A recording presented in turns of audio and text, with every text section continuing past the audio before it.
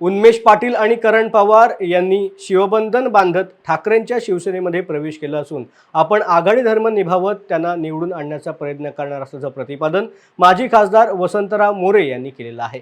यावेळेला त्यांनी जळगाव लोकसभा मतदारसंघाचे उमेदवार करण पवार यांच्या माध्यमातून पारोळ्याला खासदारकीचा उमेदवार मिळाला असल्याचा आनंद देखील व्यक्त केला।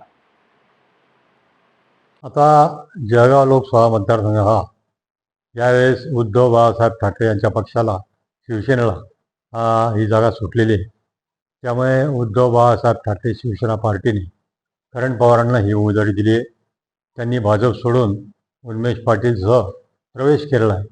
त्यामुळे हा आमचा आघाडीतला एक घटक पक्ष आहे आणि म्हणून आम्हाला आघाडीचं काम करावंच लागणार आहे आणि आम्ही प्रामाणिकपणे आघाडीचं काम करणार आणि त्यांना विजयी करण्याकरता आमच्या परीने जेवढे शक्य प्रयत्न आहेत तेवढे आम्ही करू।